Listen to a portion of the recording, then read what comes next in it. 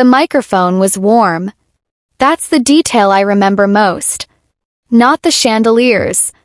Not the 240 people staring at me from white-draped tables.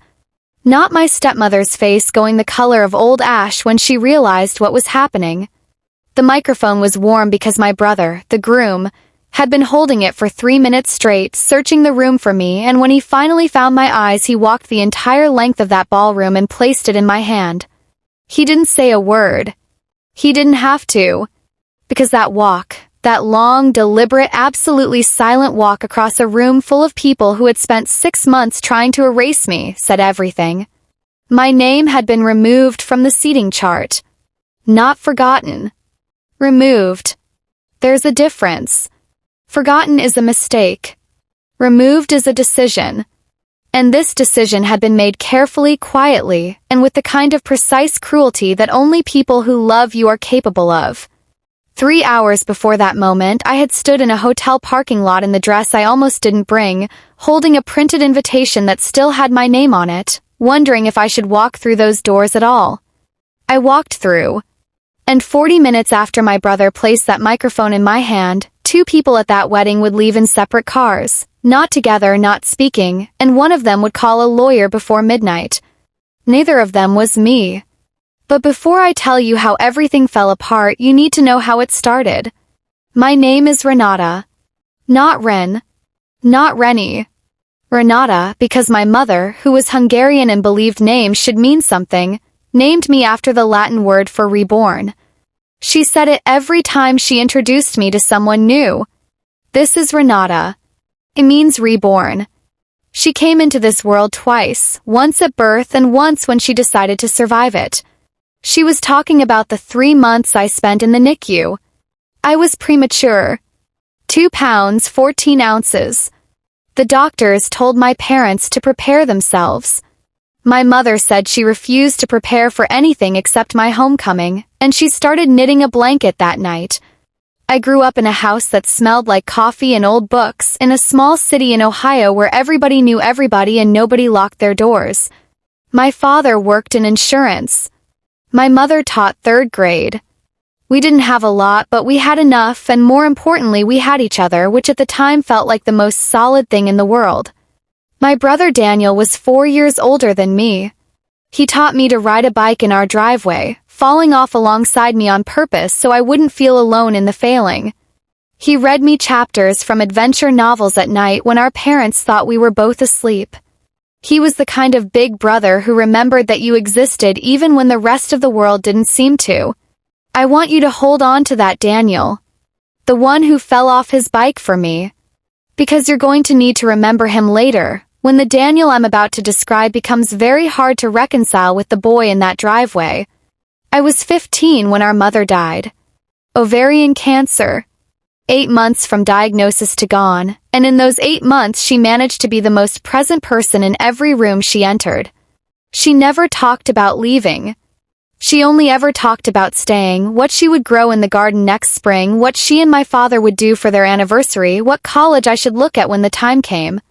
She was planning the future all the way to the end. I think she did it for us. After she died, our house changed shape. I don't mean the furniture moved. I mean the air inside it rearranged itself into something heavier. My father moved through rooms like a man walking underwater. Daniel threw himself into school, into friends, into anything that kept him out of that heavy air. I stayed in it. I don't know if that made me stronger or just sadder. Probably both. My father started dating 2 years later. I understood it, intellectually I understood it. He was lonely and grief is not the same as love and he deserved to keep living. I understood all of that. What I didn't understand, what I had no framework for at 17, was Patricia. Patricia came into our lives quietly. Dinners first. Then weekends. Then a toothbrush in the bathroom that wasn't mine or my father's. She had 2 kids from her first marriage, Connor, who was Daniel's age, and Melissa, who was mine, and from the very first dinner I could feel the geometry of our family being measured and redrawn. I told myself I was imagining it. I told myself I needed to give her a chance. I told myself a lot of things that year. But there was one night, a Sunday in November about 8 months after Patricia started coming around, when I walked past my father's study and heard them talking. I wasn't eavesdropping. I was just walking down the hallway of my own house. But I heard my name. And then I heard a pause. And then I heard a sound I still can't fully describe. Not agreement exactly and not disagreement. Just a kind of slow exhale, like a door closing very gently, almost softly, so you barely hear the latch click. Kept walking. But I knew. Something had already begun. Patricia married my father when I was 18. The wedding was small, 40 people, a restaurant private room, a Tuesday in April. I was one of the bridesmaids. I wore a dusty rose dress that wasn't my color and smiled in every photograph and told myself it was one day and one day was manageable. Melissa, Patricia's daughter, was the maid of honor. I didn't say anything about that. I noted it in the way you note a small crack in a foundation, quietly filing it away for later, not yet understanding what it was a symptom of. Changes after the wedding were subtle at first. Kind of subtle you gaslight yourself into not noticing. The refrigerator started being stocked differently. Foods I'd grown up eating quietly disappeared, replaced by things Patricia liked. I told myself it was a compromise. Normal blended family adjustment. I read 3 articles about it online to confirm. Then it was the holidays. The first Christmas after the wedding, Patricia announced we would be doing things her family's way. Her mother, her sister, her aunt, her kids' father's side. The guest list shifted. Traditions shifted. I came home from my first semester of college to a house that had physically rearranged itself. My mother's china in a different cabinet, her Christmas ornaments not on the tree. When I asked my father about the ornaments, he said Patricia thought it would be good to start fresh. I looked at him for a long moment. He looked at the floor. I went to my room and sat on my bed for a long time, not crying, just sitting. There's a particular kind of grief that comes not from loss but from replacement, and it doesn't have a good name yet. Daniel didn't notice any of it. Or if he did, he chose not to see it. He and Connor had become close, genuinely close in the easy way that young men sometimes bond, and Daniel spent more and more time in Patricia's orbit without seeming to register that I was drifting outside it. I wasn't just drifting. I was being moved. The summer before my junior year of college, my father told me the house rules were changing. Patricia's kids were going to have the 2 larger bedrooms. I could have the one at the end of the hall, smaller, north-facing, no natural light. He said it was just more practical given everyone's schedules. I said nothing. That was the year I started keeping a journal. Nothing dramatic, just dates, quotes, incidents. A record. I don't know what made me do it. Some instinct I couldn't name. Then there was the college fund conversation. I only know about it because my Aunt Vera, my mother's sister, who had no patience for diplomatic silence, told me over the phone one evening during my junior year. Your father changed the fund, Renata. I didn't understand at first. Changed it how? He restructured it. Split it 3 ways. You, Connor, Melissa. I sat with that for a very long time. My mother had set up that fund. Before she died, while she was still making plans about gardens and anniversaries and college visits, she had set aside money specifically legally designated for my education. Just mine. It had been written down, signed, and left in the clear language of a woman who had thought carefully about her daughter's future. And now it had been split 3 ways. Can he do that? I asked. Vera's pause was its own answer. Your father has control of the joint assets, she said finally. Patricia knows exactly what she's doing, sweetheart. I need you to understand that. I didn't want to understand it. But something inside me, maybe the part named reborn for a reason, stopped waiting to be surprised and started paying very close attention. I didn't confront my father about the college fund right away. I know that sounds like weakness. It wasn't. It was strategy, though I didn't have the language for it yet. What I had was Aunt Vera, and what Vera had was a name. Margaret Holloway. State attorney. had handled my mother's affairs and kept meticulous files. Your mother wasn't careless, Vera told me. She was specific. There's a reason she went to a lawyer and didn't just leave it in a bank account with your father's name on it. I called Margaret Holloway on a Thursday afternoon from my dorm room with the door closed and the window cracked because I needed air. Margaret remembered me immediately. She had come to my mother's funeral. She asked how I was doing before I could even explain why I was calling, and something about that, the simple human decency of it, made my throat tight in a way I hadn't expected. I told her about the college fund. There was a silence on her end that felt different from the silence I'd heard from my father. This one was careful, precise. The silence of someone choosing their next words exactly right. Renata, she said, your mother left more than a college fund. I went very still. She consulted me about 6 weeks before she passed. We drew up documents, comprehensive ones. She was thorough. More thorough than most people in her situation think to be. What kind of documents? Another careful pause. I think we need to meet in person. I drove 4 hours home the following Saturday. Vera met me at Margaret Holloway's office, a small Victorian building on the edge of downtown, the kind with heavy wooden doors and the smell of old paper and certainty. Margaret spread 3 documents on the conference table. First was a will. Standard enough on the surface, but with specific language about personal property, sentimental items, and a clause I had never known existed. A provision that my mother's jewelry, her mother's china, and a list of specific household items could not be disposed of, donated, or redistributed without my written consent. Not my father's consent. Mine. My throat tightened again. She was protecting things, Margaret said simply. The second document was a trust. Not the college fund my father had restructured. A separate trust, established independently, funded with money from my mother's own family that had come to her before the marriage. Money my father had no legal access to and had apparently not known the full extent of. She didn't tell him everything, Vera said quietly. Not with satisfaction. Just with the steady tone of someone who had known her sister well.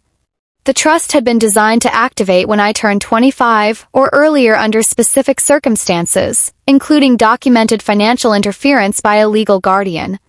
I sat back in my chair. She planned for this, I said. She hoped she'd never have to, Margaret said. But yes, she planned for the possibility. The third document was the one that changed everything. It was a letter. Handwritten. Dated 6 weeks before my mother died, the same week she had come to Margaret's office. Addressed to me specifically with instructions that it be held until I came looking, or until I reached age 25, whichever came first. Margaret slid it across the table. I recognized my mother's handwriting immediately, the looping, distinctive cursive she'd used on birthday cards and permission slips and the notes she used to put in my lunchbox until I was embarrassed enough to ask her to stop. I hadn't been embarrassed by those notes in years. I opened the envelope slowly. The letter was 3 pages. I will not tell you everything it said. Some of it is mine. But I will tell you that my mother had seen clearly all the way to the end, further than I had given her credit for. She had written down things she'd observed. She had written down what she feared. She had written down what she loved. And on the last page, in the same looping cursive, she had written 7 words that I folded into my chest and carried with me for the next 3 years. You have already survived the hardest part. I went home that night and I did not say a word. Not to my father. Not to Patricia. Not to Daniel, who was home that weekend with Connor and seemed surprised to see me sitting at the kitchen table when he came down for breakfast. Didn't know you were coming home, he said. Spontaneous decision, I said. He looked at me for a second with something I might describe as unease, the way you look at someone when you sense they know something but can't figure out what, and then he poured his coffee and moved on. That was the moment I realized Daniel had been choosing not to see things for a long time. And at some point, not seeing becomes the same as knowing. The escalation happened gradually and then all at once, which is always how it happens, isn't it? Patricia began making small comments about my future. Gentle ones. Kind wrapped in concern so you couldn't object without sounding paranoid. Do you really think that career path is sustainable, Renata? I'm just asking because I care. Your father and I were talking and we think you should consider something more practical. Your father and I. That phrase was doing a lot of work in our household. Your father and I think you should come home less often, the travel costs are really adding up. Your father and I have decided to list the house, it's too big for us now. Your father and I feel like you've been a little distant lately and honestly we're worried about you. I was distant because I was watching, documenting, counting. The house sale was what broke open the next layer. My parents had bought that house together. My mother had picked out the kitchen tile. She had planted the garden. She was buried in a cemetery 12 minutes from its front door. I know houses are just structures, I know that logically, but that house held the shape of my family before it was rearranged, and when my father told me he and Patricia were selling it, I felt something seismic. And then he told me what they were doing with the proceeds. We're buying a place in Florida. Fresh start. Florida, I repeated.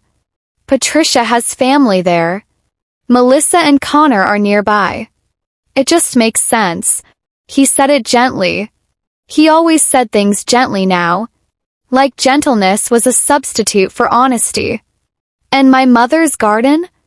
I asked. He blinked. Renata. The garden she planted. The roses she put in. What happens to those? He looked at Patricia, who had materialized in the doorway at exactly the wrong moment with exactly the right expression, patient, slightly pained, performing concern. We thought you might want some cuttings, she said. Cuttings? I excused myself. I went to the bathroom. I sat on the edge of the tub and did the breathing exercise my college therapist had taught me, and then I took out my phone and I added it to the journal. Then came the family meeting I wasn't invited to. I found out about it from Daniel accidentally 3 weeks later. He mentioned something in passing, a decision the family had made about Thanksgiving, phrasing it the way you phrase things when you assume the other person already knows. Wait, I said. What meeting? Pause on his end of the phone was very, very specific. Dan. What meeting? It wasn't a big deal, Ren. Dad and Patricia wanted to talk through holidays, finances, Was I invited? Silence. It was just easier, he said finally. With everyone together. Everyone together. Everyone being my father, Patricia, Connor, Melissa, and Daniel. Everyone being everyone except me. I kept my voice completely level. I had been practicing this. Okay, I said. Thanks for telling me. Ren. I have to go. Talk soon. I hung up. Then, and I'm not proud of this, but I'm being honest, I sat in my car in a grocery store parking lot for 40 minutes and didn't move. Because here's what they didn't know. The following Tuesday, I had an appointment with Margaret Holloway. And in 3 weeks, I was going to turn 25. And my mother's trust was about to activate. I wasn't angry anymore. I had moved somewhere past anger into something quieter and more useful. I started building toward what I needed to say. Margaret Holloway's office became the most important room in my life for the next 2 months. Trust activation at 25 wasn't automatic, there were steps. Documentation to review. Decisions to make about what I wanted to do with what my mother had left me. Margaret walked me through everything with the methodical patience of someone who had done this before and understood that grief and legal proceedings were not separate processes. You have options, she told me. You're not obligated to do anything dramatic. I know, I said. But you also have the right to act. If you choose to. I know that too. What I didn't tell her, what I didn't tell anyone, was that I was building something. Not a case exactly. Not a confrontation exactly. Something more like a record. A complete, documented, evidenced account of everything that had happened since my mother died. Every financial decision. Every exclusion. Every gentle comment. Every meeting I wasn't invited to. I had the journals, 3 full ones by this point. I had dates and quotes and incidents. I had a folder of emails I had saved. Text messages I had screenshotted. A voicemail from Patricia that I had kept for 2 years because something about its tone had made me press save without quite knowing why. I had the documents from Margaret's office, the trust, the will, the letter. The clause about my mother's personal property that had been quietly violated when her china was moved to a different cabinet without my consent, and her Christmas ornaments were quietly replaced with Patricia's. I had Aunt Vera, who had kept her own records, who had witnessed things I hadn't been present for, who had a long memory and, it turned out, had also consulted Margaret Holloway independently about what could and couldn't be done. What I was building wasn't revenge. Revenge is about hurting someone. What I was building was something else, a record of truth, a body of documentation that said, this happened, this was wrong, and I know exactly what is mine. Peace I didn't have yet was a moment. You can have the truth perfectly organized and documented and ready to present, and it doesn't matter if you have no moment to present it. What I needed was a gathering. A room where the right people were assembled. A moment where, even briefly, the floor would belong to someone who had been kept off every seating chart. That moment arrived, as these things sometimes do, in the form of an invitation. Daniel was getting married. His fiancée was a woman named Cora, warm, genuine, the kind of person who laughs easily and means it. I liked Cora immediately and without reservation. She was not part of any of this. I want to be clear about that. The engagement was announced at a dinner I was actually invited to, which felt significant, and I watched Daniel across the table looking happy in the uncomplicated way he'd looked happy as a kid in our driveway, and I felt something ache in a complicated way that I didn't fully process until I was driving home. He was my brother. Whatever had happened, he was still my brother. I accepted the invitation to be in the wedding party. Patricia was the one who handled the logistics. Course she was. What I didn't know yet, what I wouldn't find out until 6 days before the wedding, was what had been done with the seating chart. Cora found out first. She called me at 10:30 on a Tuesday night, and she was crying, which was the first thing that told me something was very wrong because Cora was not a woman who cried easily. "Renata," she said, "I need to tell you something, and I need you to know that I did not know about this, and I am so sorry." My hand tightened on the phone. "Tell me," I said. The seating chart for the reception had 240 names on it. Mine was not one of them. Not placed poorly. Not tucked at a distant table near the kitchen. Not given the seat by the bathroom. Absent. Gone. Removed entirely from the document that determined who belonged in that room. Cora had discovered it during the final venue walkthrough. She'd asked the coordinator for the chart to double-check placement, and she'd gone through it twice looking for my name before she understood that it wasn't a mistake. "Your father submitted the final guest list," Cora said. She was still crying, quiet, furious tears. Tricia revised it. The venue coordinator showed me the email chain. There were 3 rounds of revisions. Your name was on the first version. It was gone by the 3rd. 3 rounds. It hadn't been an oversight. It had been a project. "Cora," I said, "how long has Daniel known about this?" Pause was its own answer. Again. These pauses were becoming a language I was fluent in. "He said he trusted his dad to handle it," she said finally, and her voice had something in it that made me think she was learning things about her fiancé in real time, right now on this phone call that she hadn't known before. "He trusted his dad," I repeated. "I'm so sorry." Here is what I felt in that moment, and I want to be precise about it because I think it matters. I did not feel surprised. I had been building toward this moment in my gut for years, the way a barometer senses a storm before the sky changes. I was not surprised. But I was still hurt. That's the thing about documentation and preparation and carefully organized truth. None of it actually insulates you from the plain human ache of being intentionally erased by your own family. You can know it's coming and it still lands. I sat with the ache for about 4 minutes. Then I called Margaret Holloway's emergency line. "Tell me what you need," she said, because Margaret Holloway was the kind of person who picked up her emergency line at 11 at night and asked what you needed. I told her. "All right," she said. "I can have a certified document package ready by Friday. If you want to present at the event itself, you should have legal protection for anything you disclose that's part of the trust proceedings. You're within your rights to share information about your own estate." "Good," I said. "Renata." Her voice was careful. "This will change things." "Things are already changed," I said. "I'm just the only one who knows it yet." There was one more piece. The jewelry. My mother's jewelry. Her engagement ring from my grandfather to my grandmother, a strand of pearls, a gold watch that had belonged to her mother, had been part of the property clause in the will.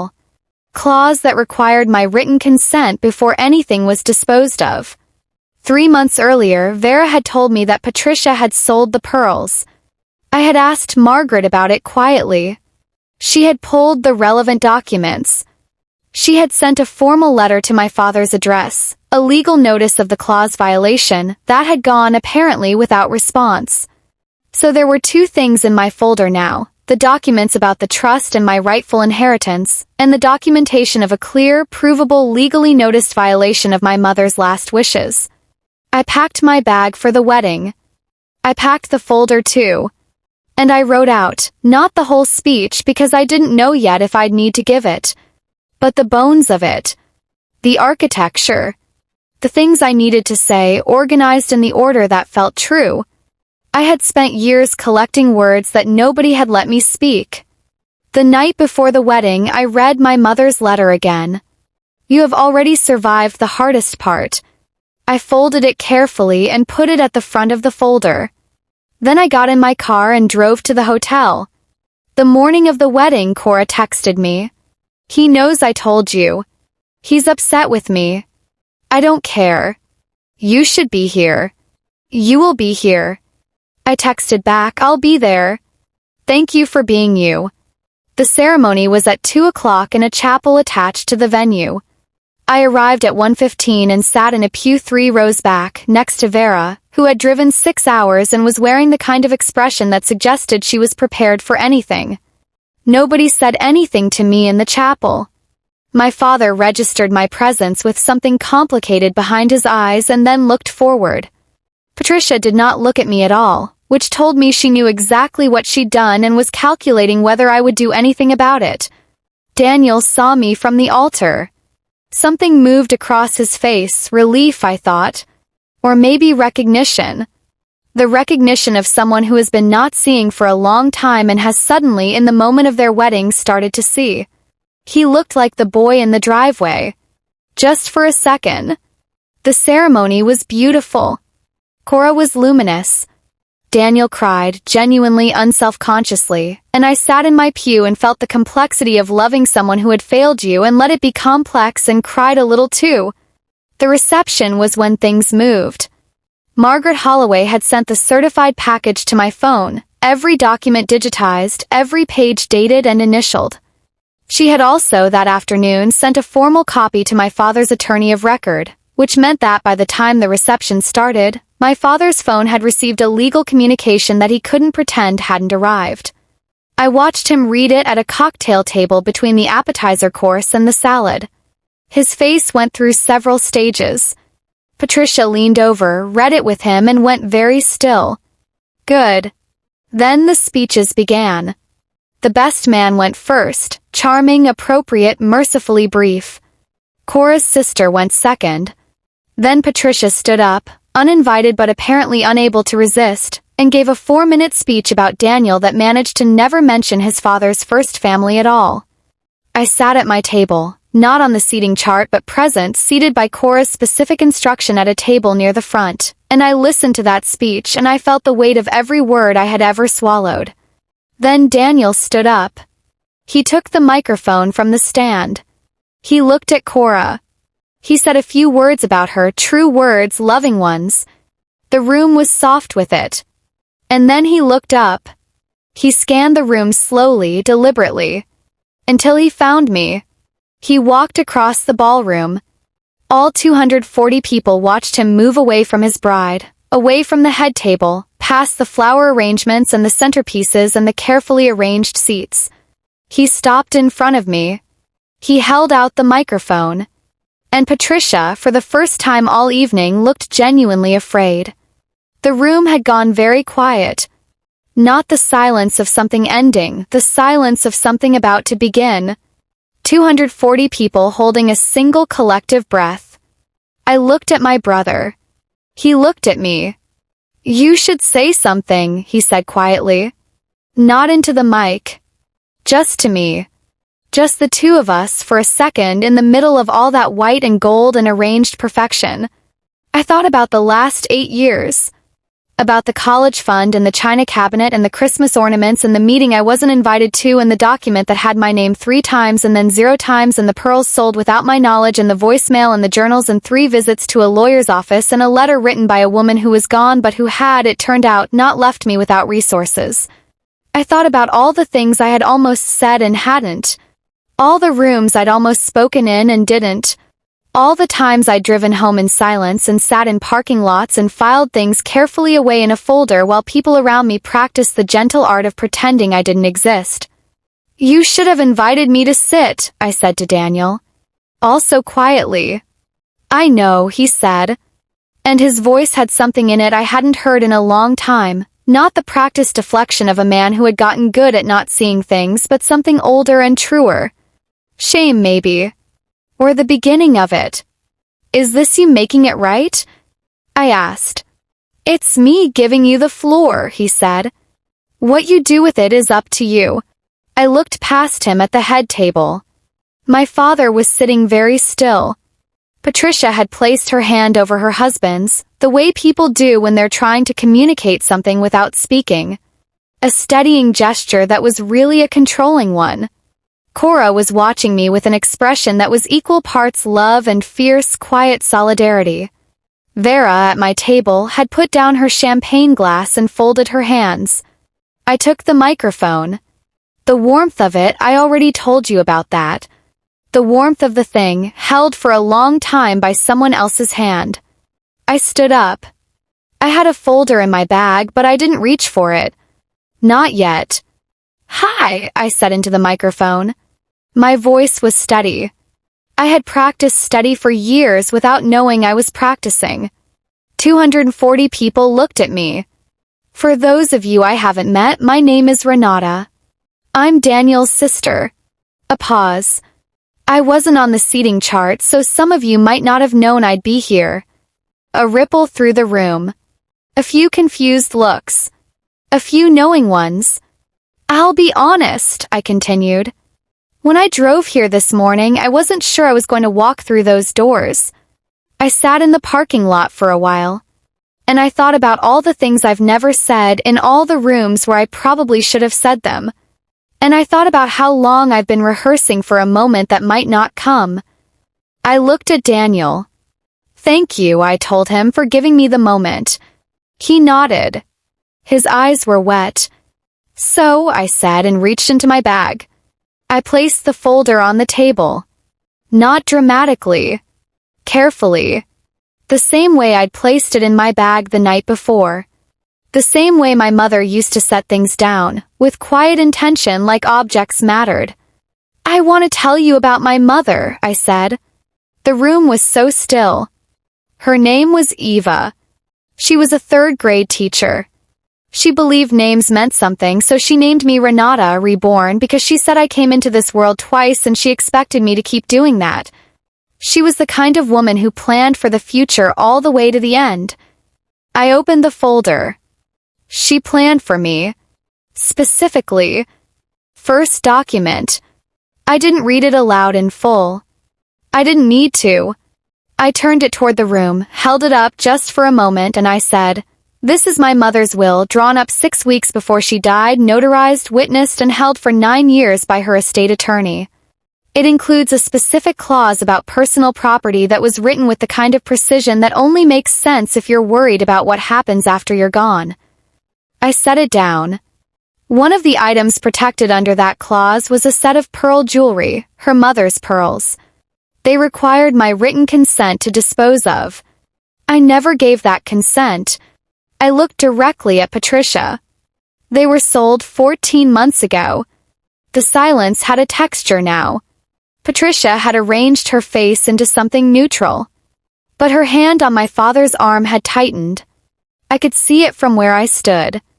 "I'm not telling you this to embarrass anyone," I said. And I meant it. That is important. I'm telling you this because it happened, and because my mother spent the last weeks of her life making sure there would be a record of what was hers. She deserves to have that record spoken out loud. Second item. 3 years ago, a college fund established specifically for me, funded and designated by my mother before she died, was restructured without my knowledge. I didn't raise my voice. I didn't need to. The money was split 3 ways. To include 2 people my mother had never met. A murmur now. Not loud. Controlled.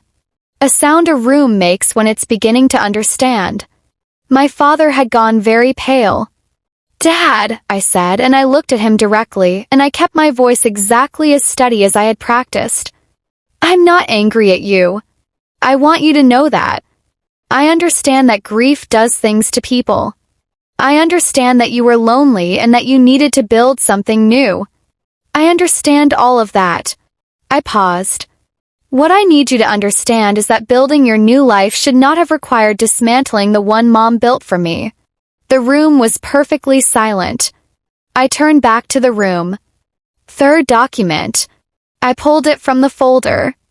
This is a trust my mother established independently, funded with her family's money, which was legally hers alone. It was designed to activate when I turned 25. I set it on the table. It activated last year. Tricia's expression cracked. Just slightly. Just at the edges. But I saw it, and I think the people at the tables nearby saw it too. "Mom knew," I said.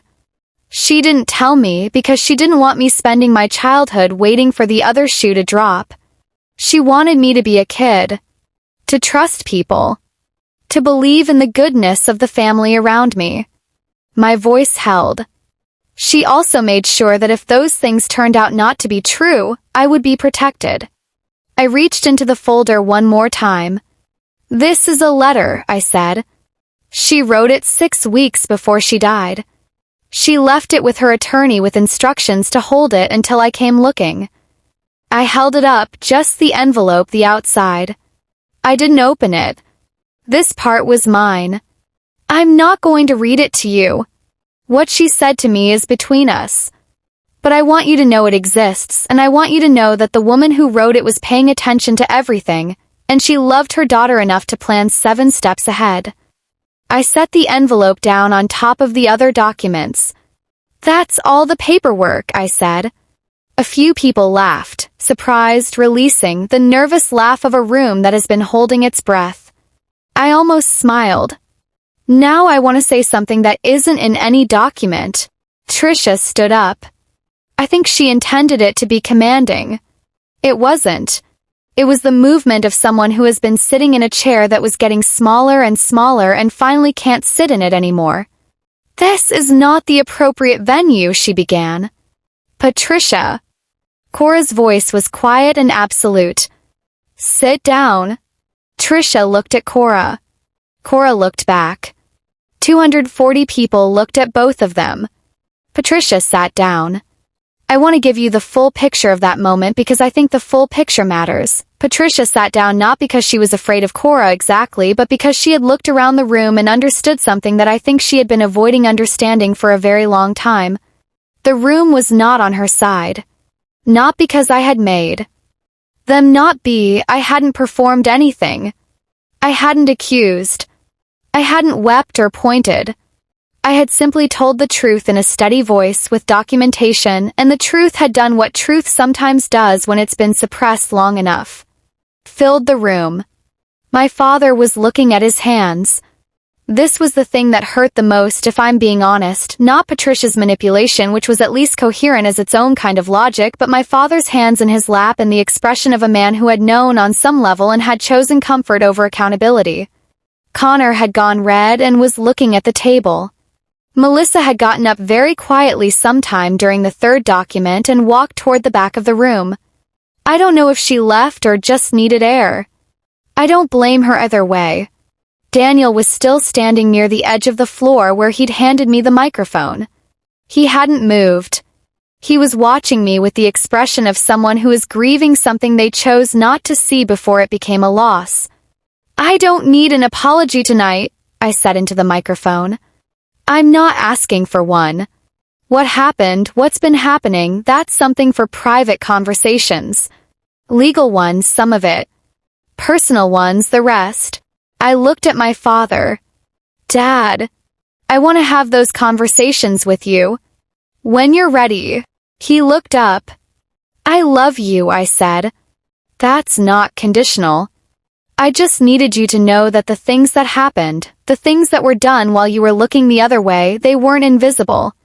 They were just quiet. And I am done being quiet." I put the microphone back on the stand. Not dropped. Set down. Then I closed the folder, picked up my bag, and looked at Cora. "I am so sorry for interrupting your reception," I said. Cora was on her feet. She crossed to me in about 4 steps and she hugged me, the kind that means something. "Don't you dare apologize," she said into my ear. I held on for a second. Then I stepped back. "I'll let you get back to celebrating," I said to the room. "You should. This is a wedding. And despite everything, I am genuinely, truly happy for my brother and for Cora. They deserve every good thing." I looked at Daniel. "I'm still your sister," I said. "That's not going anywhere. But some things have to change." He nodded. His voice didn't work, I think. I walked toward my seat. And then something happened that I didn't expect, that I had not planned for, and that I will carry with me for a long time. A woman at a nearby table, I didn't know her, I've never learned her name, started clapping. Slowly at first. And then the table next to hers. And then the room. It wasn't triumphant. It wasn't the applause of a crowd watching someone win. It was the sound of people recognizing something, truth, maybe, or courage, or just the plain human relief of watching someone finally say the thing that needed saying. I sat down. Vera put her hand over mine. "Your mother would have cried," she said. "I know," I said. "The good kind." "I know," I said again. The reception continued. Music came back. People talked and danced and ate their dinner. The evening carried on the way evenings do, gathering itself back into celebration from the edges of the thing I had placed in the center of it. Patricia and my father left an hour early. I stayed until the last dance. That was 11 months ago. A lot has happened. My father called me 3 weeks after the wedding. Not to apologize at first, to explain. Which I let him do because explanation is sometimes the beginning of something. We talked for 2 hours. "The end of it," he cried. And then he said, "I let things happen that I shouldn't have let happen. I knew and I didn't want to know, and that's different from not knowing. It's different from not knowing." That sentence was the beginning. We are in the early stages of something that I would cautiously call repair. It is not fast. It is not comfortable. It is not the relationship I would have chosen if I had been given a choice. But it is honest, finally, and honesty is a foundation you can build on. Patricia and my father are currently in couples counseling. I have no opinion about that, and I mean that genuinely. The legal proceedings around my mother's estate, the property clause, the pearls, have been resolved. I won't give you the details because some things belong to me and not to a story. But the record my mother created, the careful, specific language of a woman who was running out of time and used every minute of it to protect her daughter, that record held. She was right. It held. Daniel and I have talked 4 times since the wedding. Long talks. Difficult ones. He has said things I've waited years to hear him say, and I have said things that weren't easy but were necessary. We are not where we were. I don't know if we can get back to that driveway. But last month he texted me a photo. His front yard. A small garden patch in the corner. Cora's idea, he wrote. We planted roses. I sat with my phone in my hands for a long time. And then I wrote back, Mom would approve.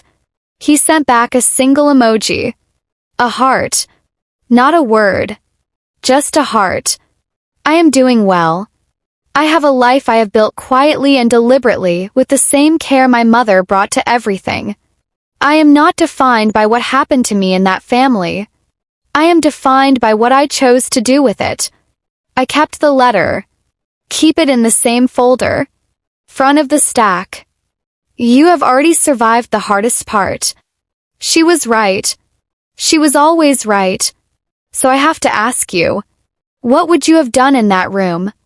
Would you have taken the microphone? Would you have walked out? Would you have stayed silent one more time? And if you've ever had your name removed from somewhere you belonged, a family, a table, a conversation, a life, I want to hear about it. Drop your story in the comments. You might be surprised how many people are going to read it and think, that's exactly what happened to me. You are not alone in this. You never were.